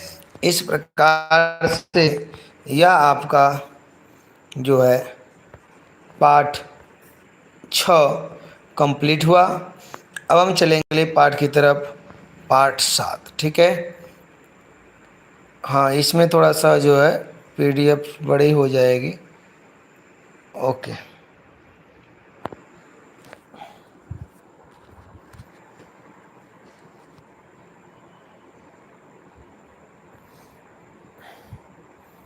चलिए पहले मुख्य मुख्य बिंदुओं को यहाँ से समझ लीजिए आप सभी लोग, फिर उसके बाद इसे हम बड़ा करके क्या करेंगे, आप सभी लोगों को पढ़ाएंगे। ठीक है, तो कक्षा 8 पाठ 7 मानव संसाधन। ठीक है, तो इसमें हम सभी लोग क्या पढ़ेंगे बेटा, तो भारत की जनसंख्या के घटक, क्या क्या घटक हैं, तो पहला आपका है भारत की जनसंख्या, दूसरा पॉइंट आपका यहाँ से बनेगा लिंगानुपात, तीसरा पॉइंट बनेगा साक्षरता दर, चौथा है साक्षरता घनत्व, और पांचवा आपका है जनसंख्या वृद्धि, और छठा है जनसंख्या का स्थानांतरण, और सबसे लास्ट पॉइंट आपका है उच्च जीवन प्रत्याशा के लक्षण। ठीक है, तो आइए सबको बारी बारी से हम लोग पढ़ लेते हैं। तो भारत की जनसंख्या बेटा, इसके बारे में आप सभी लोगों को हम बता दें कि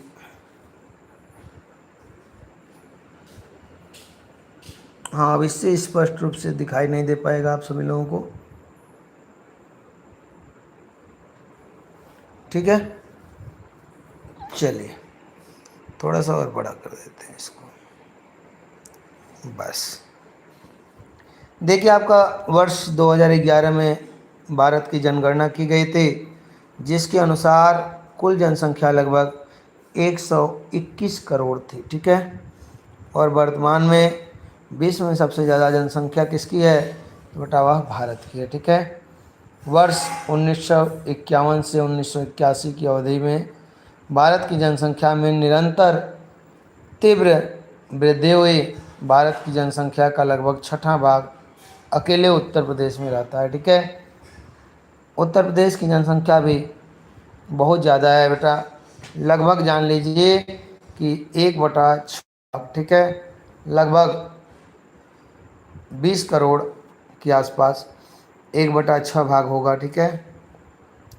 यह उत्तर प्रदेश में निवास करता है। उत्तर प्रदेश की जनसंख्या वृद्धि दर राष्ट्रीय दर से अधिक है और वर्ष 2011 की जनगणना के अनुसार भारत के 5 राज्यों सबसे ज़्यादा से सबसे कम, यानी उत्तर प्रदेश में सबसे ज़्यादा है, उसके बाद आपका महाराष्ट्र, तीसरे नंबर पे बिहार, चौथे नंबर पे पश्चिम बंगाल और पाँचवें नंबर पे आंध्र प्रदेश।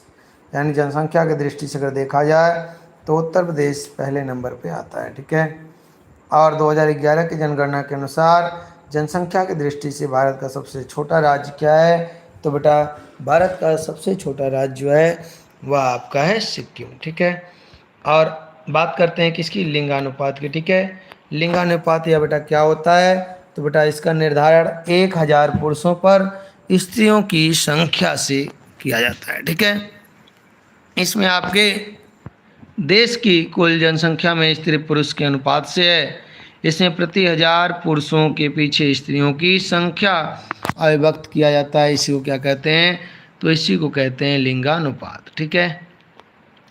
भारत की जनगणना 2011 के अनुसार भारत का जो लिंगानुपात था वह आपका 943 था, ठीक है, 943। यानी 1000 पुरुषों पर स्त्रियों की जो संख्या थी वो 943 थी, ठीक है। और भारत में सर्वाधिक लिंगानुपात वाला राज्य केरल है, तमिलनाडु और आंध्र प्रदेश, ठीक है। वर्ष 2011 की जनगणना के अनुसार भारत के सबसे ज़्यादा लिंगानुपात वाले केंद्र शासित प्रदेश पुडुचेरी और सबसे कम लिंगानुपात वाले केंद्र शासित प्रदेश दमन व दीव है, ठीक है। न्यूनतम लिंगानुपात वाले राज्य हरियाणा, जम्मू कश्मीर और क्या है, सिक्किम है, ठीक है। अगला आपका पॉइंट है साक्षरता दर, ठीक है। तो बेटा ये जान लीजिए कि मानव जीवन का सबसे महत्वपूर्ण कार्य क्या है, तो शिक्षा है। और अगले नंबर पे क्या आता है, तो अगले नंबर पे आता है स्वास्थ्य, ठीक है। हमारे देश की शिक्षा व्यवस्था मानव संसाधन विकास मंत्रालय के अंतर्गत आता है। स्वतंत्रता के समय भारत की जनसंख्या का छठा भाग ही साक्षर था, ठीक है। और वर्ष 2011 में भारत की कुल जनसंख्या का 73% साक्षर है, जबकि उत्तर प्रदेश में 67.7% आपकी साक्षरता दर है, ठीक है। अगला आपका है पॉइंट, भारत सरकार ने 14 वर्ष तक के बच्चों को निःशुल्क शिक्षा देने की व्यवस्था की गई है। इसलिए जगह जगह पर मिडिल स्कूल और आपके जो है प्राइमरी स्कूल खोले जाते हैं, क्योंकि शिक्षा का अधिकार सभी को है, ठीक है। अगला आपका है वर्ष 2011 की जनगणना के अनुसार भारत के 5 राज्यों की साक्षरता सबसे ज़्यादा से कम यानी केरल में थी, उसके बाद लक्षद्वीप, मिजोरम, गोवा, त्रिपुरा, उसके बाद अन्य सभी राज्य थे, ठीक है। इनमें साक्षरता दर अधिक थी। अगला आपका है जनसंख्या घनत्व। तो बेटा जनसंख्या घनत्व क्या होता है, तो भारत में जनसंख्या का विवरण बहुत असमान है। प्रति वर्ग किलोमीटर क्षेत्र में निवास करने वाले व्यक्तियों की संख्या ही उस क्षेत्र का जनसंख्या जनघनत्व कहलाता है, ठीक है। 2011 की जनगणना के अनुसार भारत के 5 राज्यों का जनघनत्व सबसे अधिक था। किसका, दिल्ली, चंडीगढ़, पुडुचेरी, दमन द्वीप और लक्षद्वीप, ठीक है। अगला आपका है जनसंख्या वृद्धि के आधार पर। तो भारत विश्व में चीन के बाद सर्वाधिक जनसंख्या वाला देश माना जाता है, ठीक है। सबसे पहले चीन की जनसंख्या ज़्यादा, उसके बाद भारत की। यहाँ विश्व का लगभग 2.4% क्षेत्रफल में 18% जनसंख्या निवास करती है। भारत की प्रतिवर्ष जनसंख्या 1.64% की दर से बढ़ रही है। भारत की जनसंख्या वृद्धि में क्रमिक वृद्धि 1981 के बाद हुई है।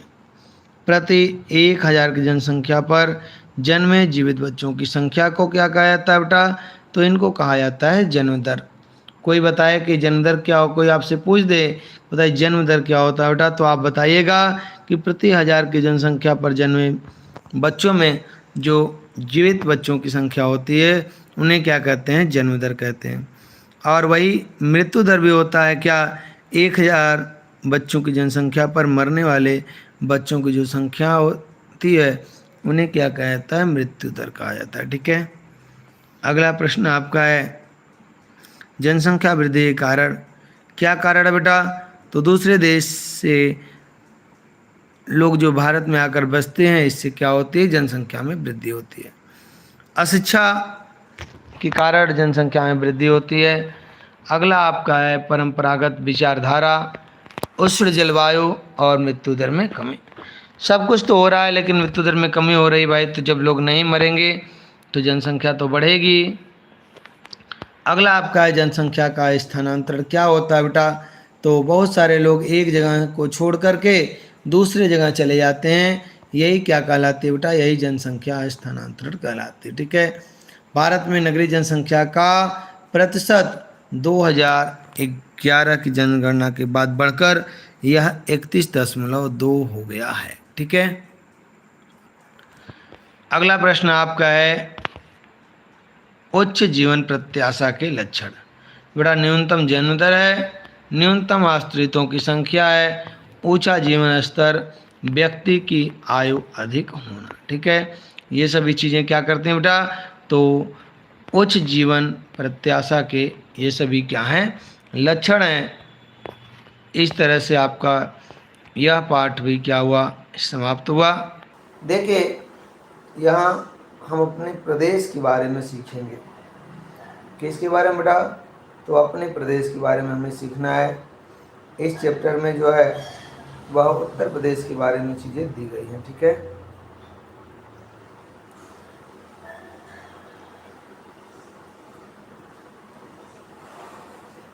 देखिए तो सबसे पहले हम लोग अपने उत्तर प्रदेश के बारे में कुछ महत्वपूर्ण जानकारी कर लेते हैं। सबसे पहले जानकारी यह होगी कि उत्तर प्रदेश का क्षेत्रफल भारत के क्षेत्रफल का कुल कितना प्रतिशत है?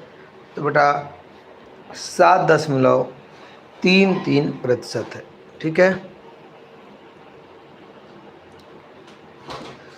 अगला प्रश्न आपके लिए है अनुरुद्ध प्रताप, गणेश कुमार कुशवाहा, रवि, सभी को गुड इवनिंग बेटा। देखिए 2011 की जनगणना के अनुसार उत्तर प्रदेश की कुल जनसंख्या भारत की कुल जनसंख्या का लगभग 16.5%। अगला प्रश्न आपका है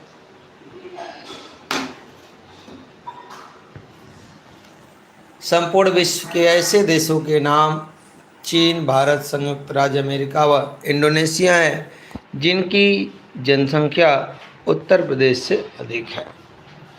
वर्ष 2011 की जनगणना के अनुसार उत्तर प्रदेश के शहर गाजियाबाद का जनघनत्व सबसे अधिक व ललितपुर शहर का जनघनत्व सबसे कम है। अगला प्रश्न आपका रहेगा वर्ष 2011 की जनगणना के अनुसार उत्तर प्रदेश के जौनपुर जिले में सबसे अधिक लिंगानुपात एवं गौतम बुद्ध नगर में सबसे कम लिंगानुपात है। हमने पिछली क्लास में इसको बताया था कि लिंगानुपात से क्या समझेंगे बेटा? तो प्रति 1000 पर लड़कियों की संख्या लड़कों की संख्या की तुलना में। ठीक है, अगला प्रश्न आपका वर्ष 2011 की जनगणना के अनुसार उत्तर प्रदेश के प्रयागराज शहर की जनसंख्या सबसे अधिक व महोबा की जनसंख्या क्या है? सबसे कम। अगला प्रश्न आपका है 2011 की जनगणना के अनुसार उत्तर प्रदेश के 4 शहरों की जनसंख्या सबसे ज़्यादा और सबसे कम के रूप में पहले आपका प्रयागराज, उसके बाद मुरादाबाद, फिर गाजियाबाद, उसके बाद आजमगढ़। क्षेत्रफल की दृष्टि से भारत के सबसे बड़े राज्यों के क्रम में उत्तर प्रदेश आपका चौथे नंबर पे आता है। पहले नंबर पे आपका है राजस्थान, दूसरे नंबर पे है मध्य प्रदेश, तीसरे नंबर पे है महाराष्ट्र और चौथे नंबर पे आपका है उत्तर प्रदेश। ठीक है। अगला प्रश्न आपका है, उत्तर प्रदेश राज्य की प्रमुख नकदी फसल क्या है? तो बेटा नकदी फसल गन्ना है। कुल खाद्यान्न उत्पादन की दृष्टि से अन्य राज्यों की तुलना में उत्तर प्रदेश का स्थान प्रथम रहता है बेटा। ठीक है। अगला आपका प्रश्न है, गेहूं, गन्ना, आलू, आम व आंवला के फसलों के उत्पादन में उत्तर प्रदेश का जो स्थान है वह अग्रणी है।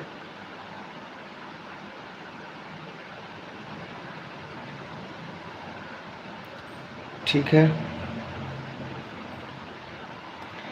अगला आपका है, उत्तर प्रदेश की सबसे लंबी नहर शारदा नहर। बहुत इंपॉर्टेंट प्रश्न बेटा आता है, यहाँ से प्रश्न बनता है। अगला आपका है, सीमेंट निर्माण में कच्चा माल मुख्यतः चूना पत्थर होता है। ठीक है। और आइए उत्तर प्रदेश के कुछ औद्योगिक केंद्र और उनसे संबंधित जिलों के नाम सीख लेते हैं।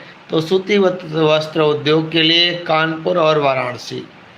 कालीन भदोही जिले में बनाई जाती है।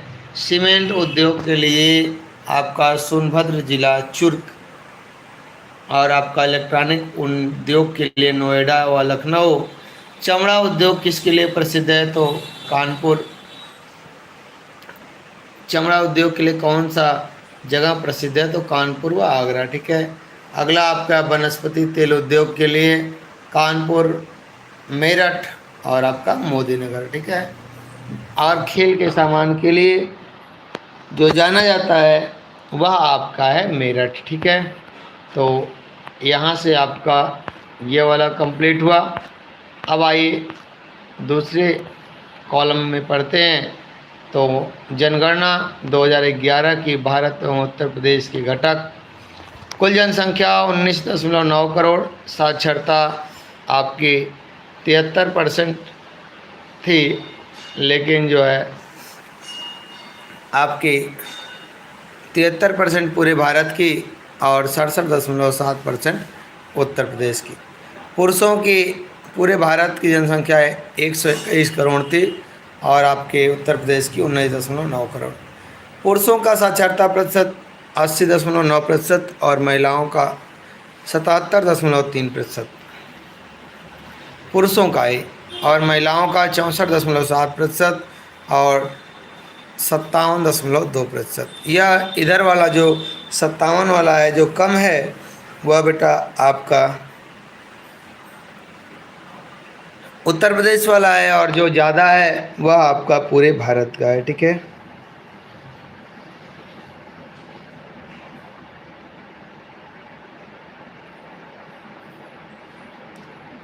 ठीक है। लिंगानुपात पूरे भारत की 943 और उत्तर प्रदेश की 912 है। जनसंख्या घनत्व 382 और उत्तर प्रदेश की 829। नगरीय जनसंख्या 31.2% और उत्तर प्रदेश की नगरीय जनसंख्या 22.3%। 10 की वृद्धि दर 17.7% पूरे भारत की है और उत्तर प्रदेश की 20.22। ठीक है।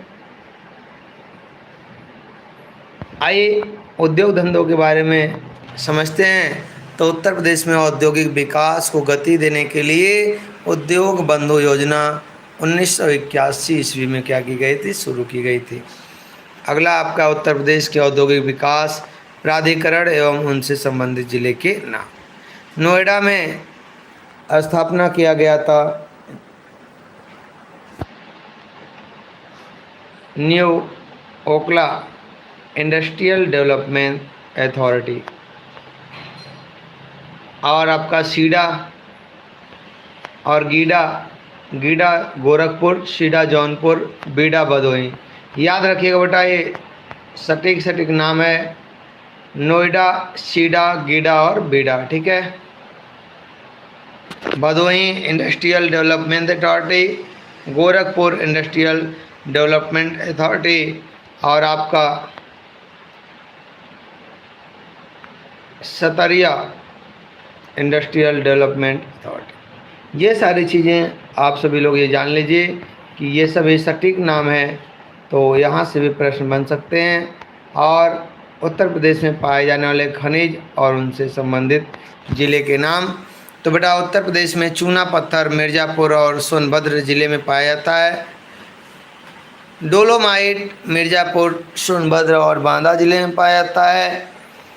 कांच बालू जो है वह आपका प्रयागराज बांदा, बॉक्साइट बांदा, कोयला सिंगरौली सोनभद्र में, जिप्सम झांसी हमीरपुर मिर्ज़ापुर, संगमरमर मिर्ज़ापुर और सोनभद्र में पाए जाते हैं। और यूरेनियम जो है वह ललितपुर जिले में पाया जाता है। ठीक है, आइए कुछ महत्वपूर्ण तिथियों को भी जान लेते हैं। दिवस जिसे कहा जाता है, अब इसका ट्रेंड थोड़ा सा पुराना हो गया है, लेकिन कभी कभी एक आध प्रश्न यहाँ से भी जो है पूछ लेता है, तो इसलिए आइए इसको भी हम सभी लोग रिवीजन कर लेते हैं बेटा। गुड इवनिंग सभी को। महत्वपूर्ण दिवस सीखेंगे हम।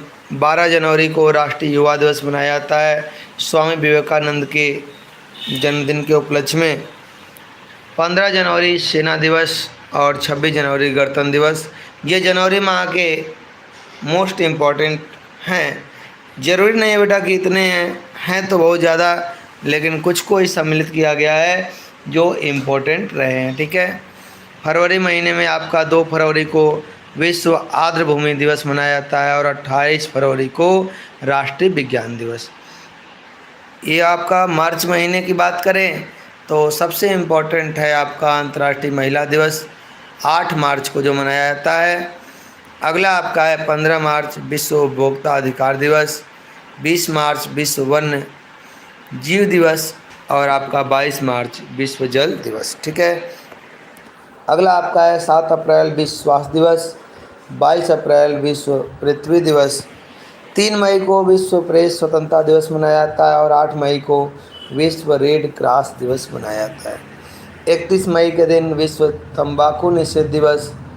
जून में आपका 5 जून को अंतर्राष्ट्रीय पर्यावरण दिवस मनाया जाता है और 21 जून, यह इम्पोर्टेंट है दोनों बेटा। जून के दोनों तिथियां आप सभी लोगों के लिए इम्पोर्टेंट है। 5 जून अंतर्राष्ट्रीय पर्यावरण दिवस और 21 जून अंतर्राष्ट्रीय योग दिवस।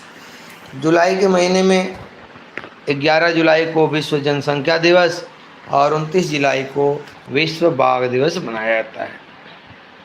इसमें आपका 29 जुलाई इम्पोर्टेंट है। 11 जुलाई को भी हम इम्पोर्टेंट कह सकते हैं। अगस्त में विश्व फोटोग्राफी दिवस। यह एक नया प्रश्न है, इसको देख लीजिएगा आप सभी लोग। 19 अगस्त के दिन मनाया जाता है। 5 सितंबर शिक्षक दिवस सभी लोग जानते हैं। आइए अगला देखते हैं। 8 सितंबर विश्व साक्षरता दिवस, 14 सितंबर हिंदी दिवस और 21 सितंबर आपका विश्व शांति दिवस। ठीक है, आगे बढ़ते हैं अक्टूबर माह की तरफ। 1 अक्टूबर को विश्व वृद्ध दिवस और 2 अक्टूबर को 2 महापुरुषों की जयंती, गांधी जयंती और लाल बहादुर शास्त्री जी की जयंती मनाई जाती है। 16 अक्टूबर विश्व खाद्य दिवस। आपका नवंबर माह में 14 नवंबर के दिन चाचा नेहरू के जन्म दिवस पे आप सभी लोगों को बाल दिवस की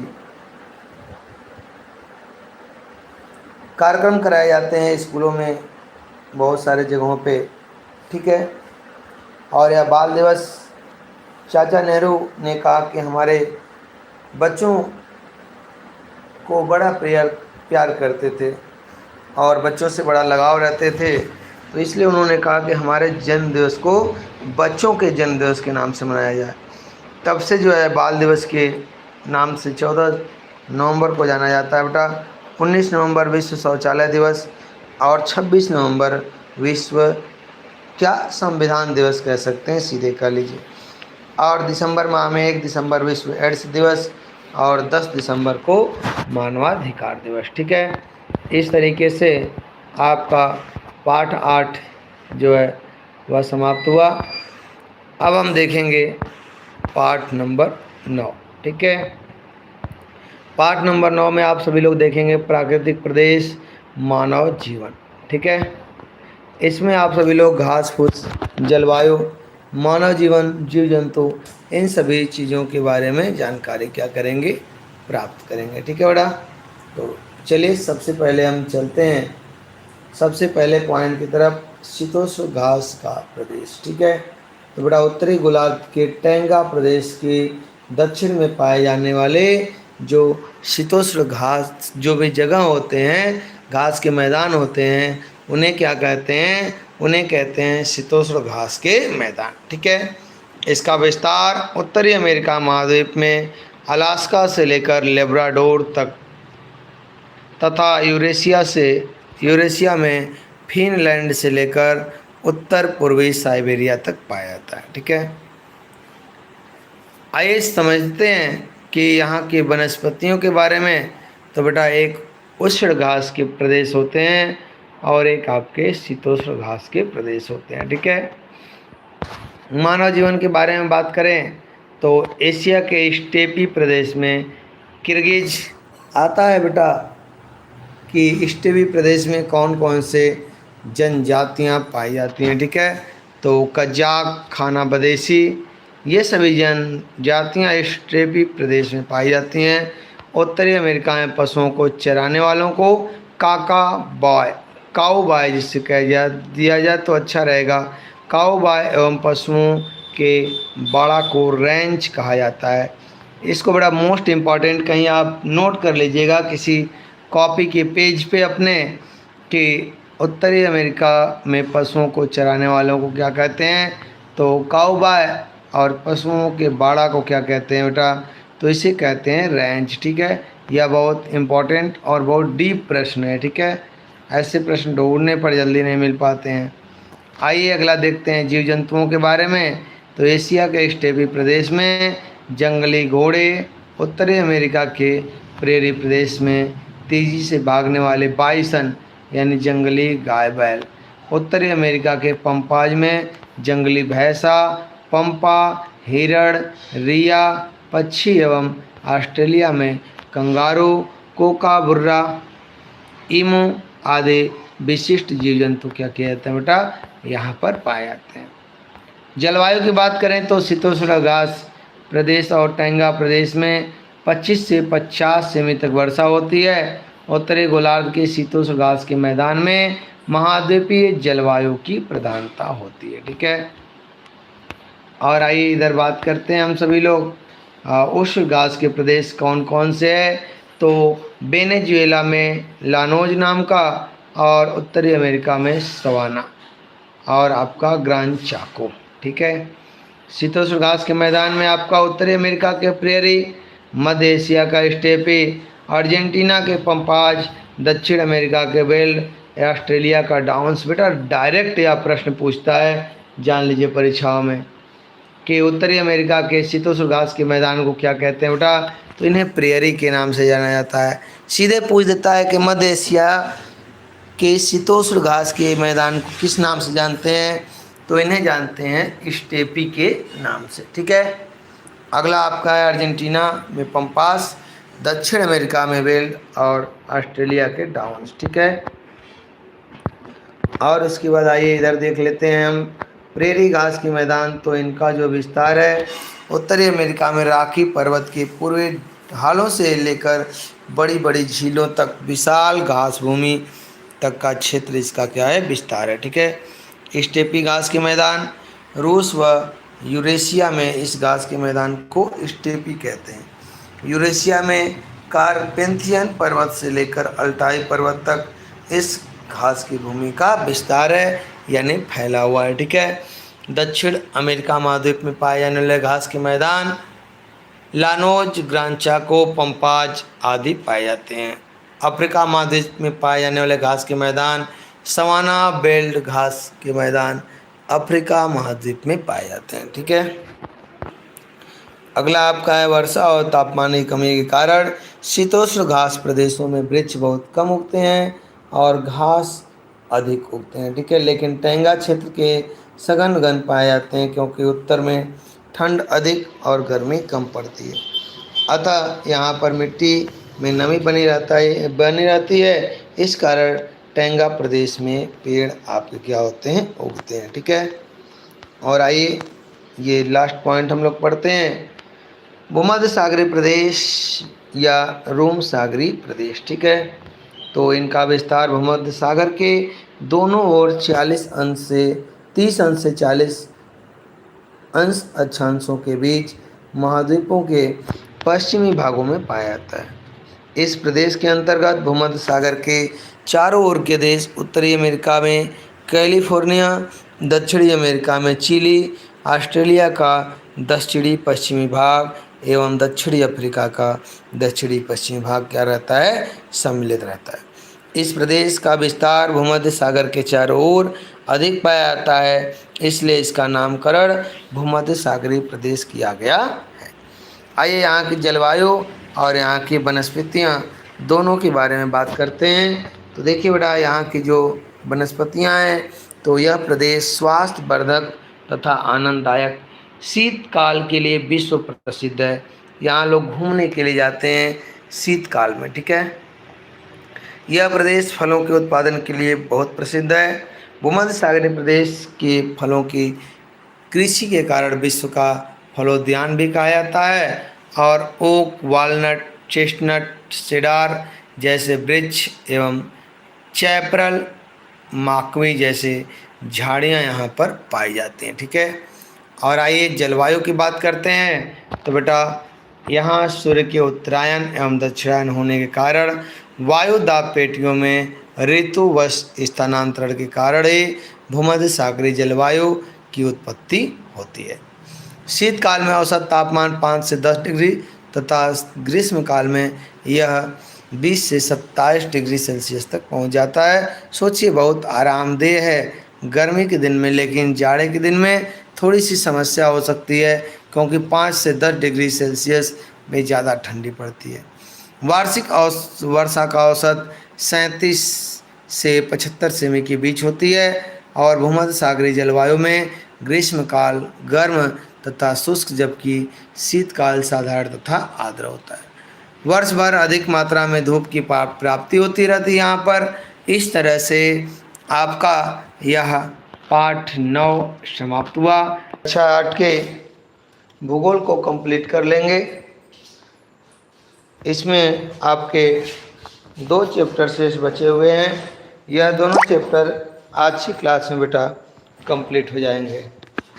तो सभी बच्चे जल्दी जल्दी से लाइव से जुड़ने का प्रयास करें।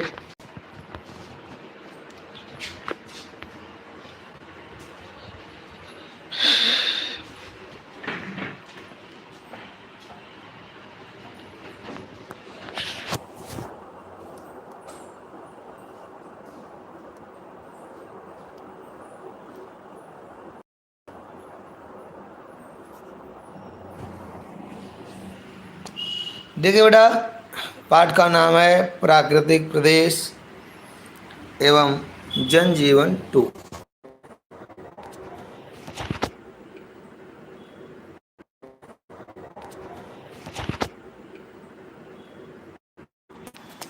देखो बेटा, यहाँ आपका है मानसूनी प्रदेश। क्या हो, तो ये प्रदेश भूमध्य रेखा के दोनों ओर 5 अंश से 30 अंश अक्षांशों के बीच के पूर्वी तट पर क्या किए जाते हैं, पाए जाते हैं, ठीक है। अगला आपका यह प्रदेश संसार में भारतीय उपमहाद्वीप, दक्षिण पूर्वी एशिया,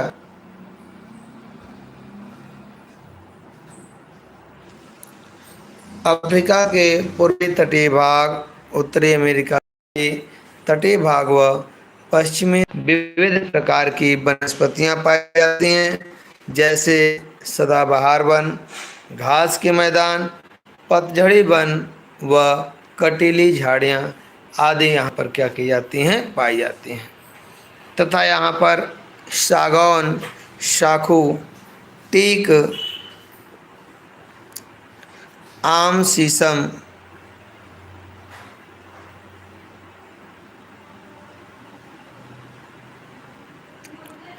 व चंदन आदि प्रमुख वृक्ष भी यहाँ पर क्या पाए जाते हैं।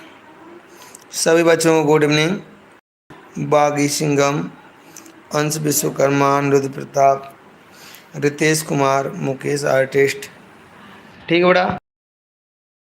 मानव जीवन के बाद और व्यापार है।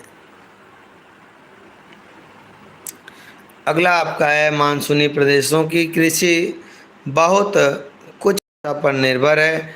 पर्याप्त वर्षा के अभाव में सूखा तथा अकाल पड़ जाता है। ठीक है।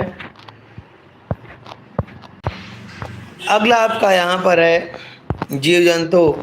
तो जीव जंतुओं में सर्दियों में साइबेरिया से आने वाली अनेक चिड़ियाँ इस प्रदेश में प्रवास करती हैं, मतलब क्या करती हैं, रहती हैं। ठीक है। अगला आपका है यहाँ की जलवायु। जलवायु को इंग्लिश में क्लाइमेट कहा जाता है बेटा। तो यहाँ की जलवायु के बारे में समझिए कि भारत में मौसमी पवनों द्वारा वर्षा होने में और सर्दियों में अधिक सर्दी पड़ती है यहाँ पर बेटा। तो यहाँ आपका प्राकृतिक प्रदेशों में, ठीक है, जिसमें आपका होता है मानसूनी प्रदेश। मानसूनी प्रदेश में वार्षिक तापमान 60 डिग्री सेल्सियस से 40 डिग्री सेल्सियस के मध्य में रहता है। अगला आपका है यहाँ वार्षिक वर्षा का औसत 50 सेंटीमीटर के मध्य होता है। अगला आपका है मानसूनी प्रदेशों में चक्रवाती, पर्वतीय तथा संवहनीय वर्षा होती है। अगला आपका है यहाँ 6 महीने तक हवाएं सागर से स्थल की ओर तथा 6 महीने स्थल से सागर की ओर चला करती हैं। अगला आपका ग्रीष्मकाल, वर्षा एवं शीतकाल होते हैं। भारत के मानसूनी प्रदेश के उत्तरी भाग में मई जून के माह में चलने वाली हवाओं को लू कहा जाता है। ठीक है। पूछता है कि उत्तर प्रदेश में जो है जो हवाएं चलती हैं उन्हें किस नाम से जाना जाता है बेटा। तो यहाँ पर आपको लू से इसे जाना जाता है। सभी को गुड इवनिंग। सभी को गुड इवनिंग बेटा। सभी लोग स्वस्थ रहिए, मस्त रहिए।